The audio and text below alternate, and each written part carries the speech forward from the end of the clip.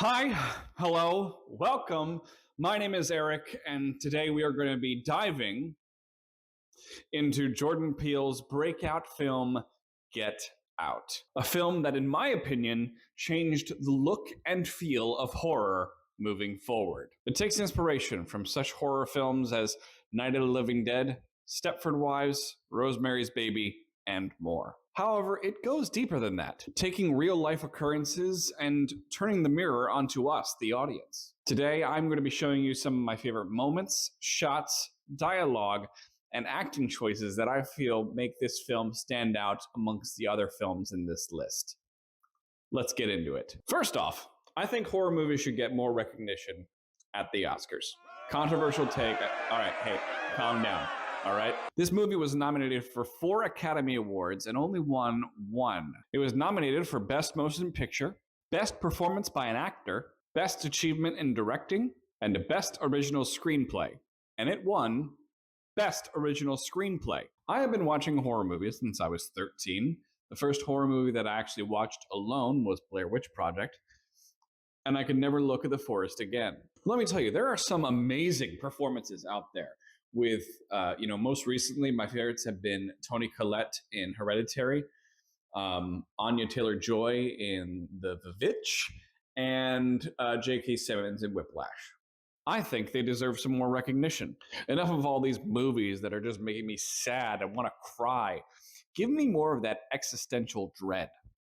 I crave it. People have talked about the meaning of Get Out and a lot of the different plot points, but I won't be getting too far into it because it's already been beaten to death. If you haven't watched this film, I would go and watch it first and come back to the video later. That way you're not too spoiled. I think it's definitely something that everyone should put on their must-watch list, even if they're not a big fan of horror. In this video will be some of my favorite moments that stand out, as well as some themes that I think are important when discussing what makes it to the 100 greatest movies of all time. If you haven't seen the film and you want to avoid spoilers, you can feel free to go to my spoiler-free review below.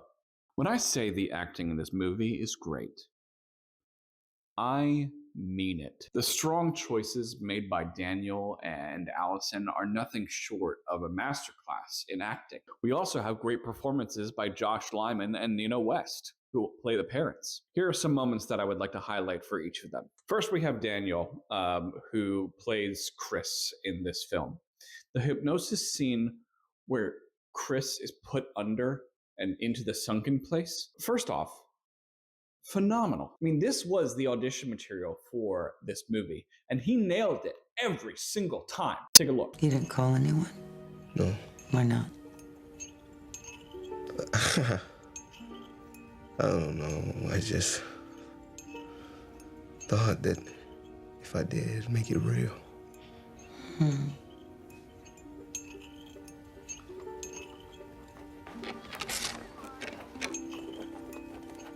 You're so scared.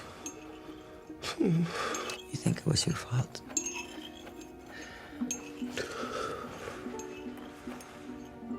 How do you feel now? I can't move. You can't move. To be able to cry on cue consistently is amazing in and of itself. To be able to control the tear, yes. Allison's complete personality shift on the stairs when Chris is trying to leave, and there's a great gut punch to the audience. Where are those keys, Rose? You know I can't give you the keys, right, babe?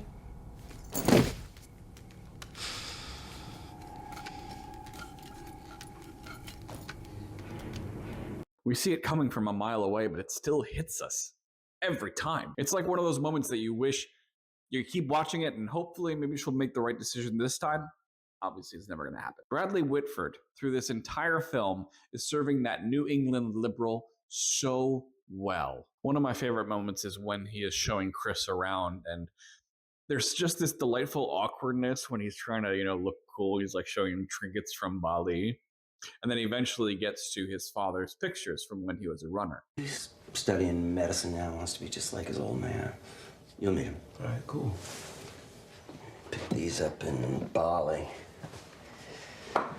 That's pretty eclectic. I'm a My dad's claim to fame was beat by Jesse Owens in the qualifying round for the Berlin Olympics in 1936. Those are the ones where... Well, Owens won in front of Hitler. Yeah, what a moment, what a moment. I mean, Hitler's up there with all his perfect Aryan race bullshit. This black dude comes along, proves him wrong in front of the entire world. Amazing. Tough break for your dad, though. Yeah. He almost got over it. Another is when Chris is trying to leave and we get that really stressful moment, just like with Allison, this wonderful shift.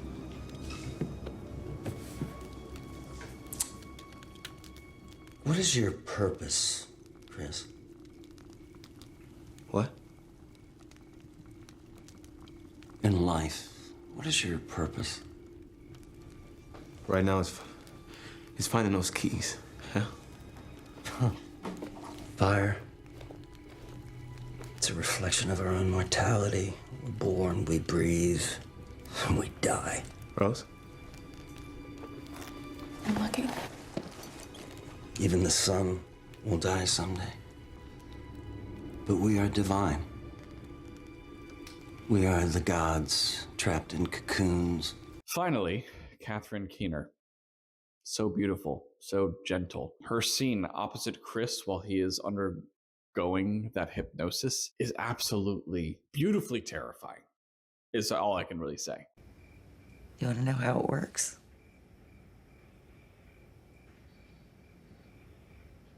You just dangle a pocket watch in front of people's faces, is that it? You watch a lot of TV. When I was a kid. Now you're feeling very sleepy. We do use focal points sometimes to guide someone into a state of heightened suggestibility. Heightened suggestibility. That's right. That's right.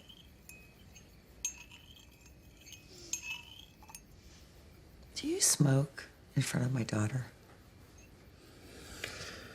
I'm gonna quit, I promise. That's my kid. That is my kid. You understand?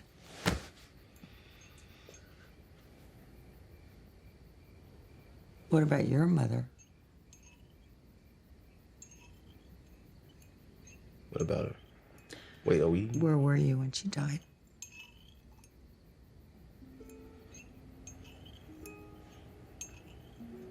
She delivers on that motherly vibe so well. You feel safe and uneasy at the same time. You're not sure where things are going yet, but then you have her putting him under into the sunken place, staring deeply into him as she does so. Now, sink into the floor. Wait. Sink.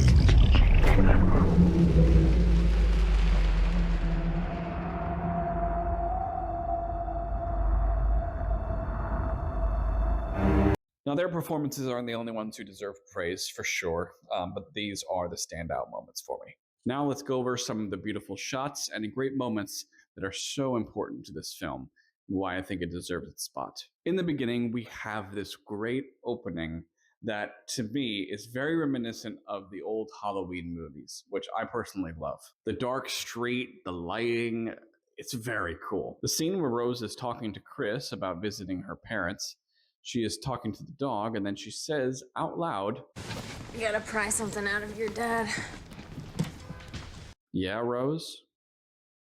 Pry?" No, but actually, I really love things like this where some dialogue choices you don't really appreciate until you watch it a second time. The scene where Chris and Rose arrive at the home and we get this perfectly symmetrical shot with these Greek symbols in the front.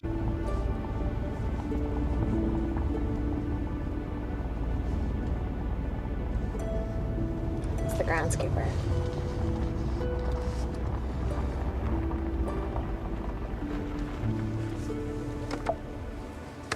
Are you ready?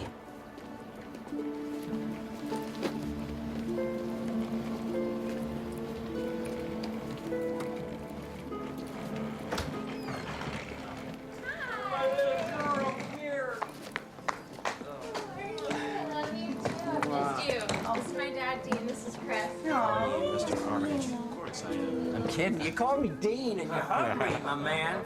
How are you? I'm good, how are you? We're huggers. This is my mom. This is Chris.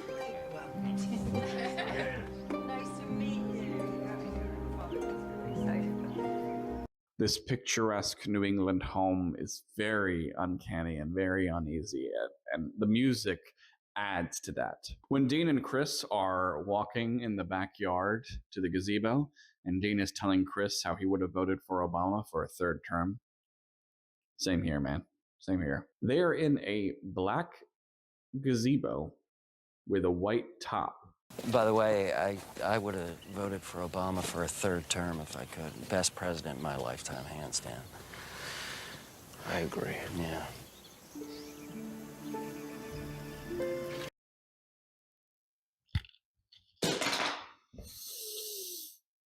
All right. The placement, the meaning, I mean, it is so good. Jordan Peele has gone on record saying, and I want to make sure I get this whole thing. So, it was very important to me to just get the entire audience in touch, in some ways, with the fears inherent in being black in this country.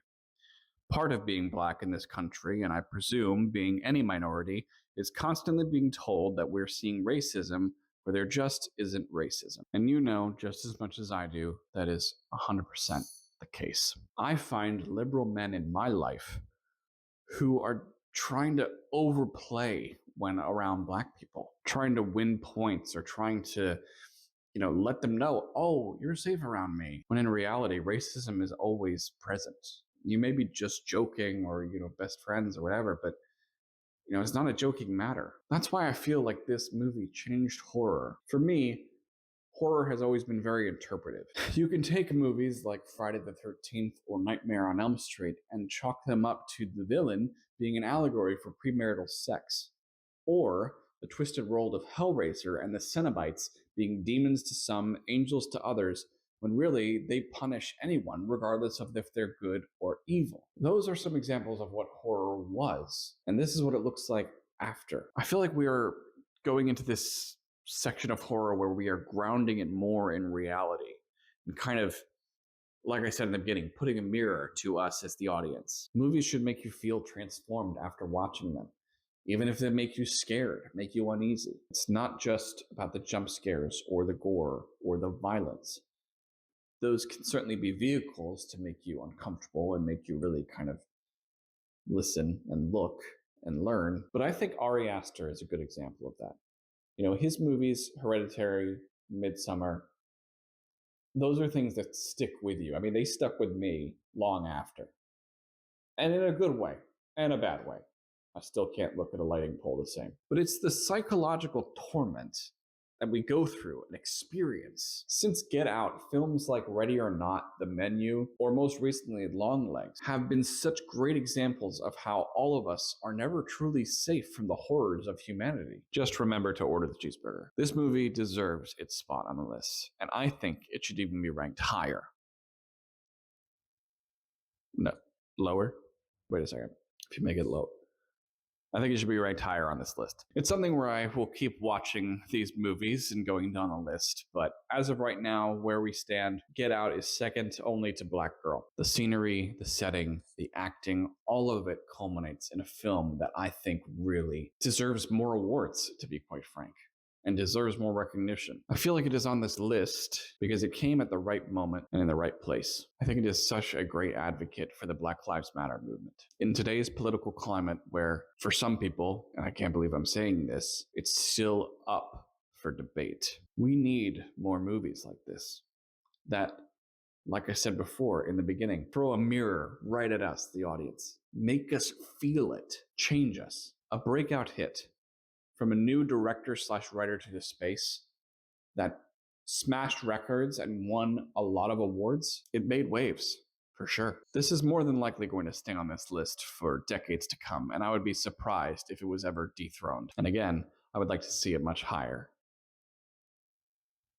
Higher.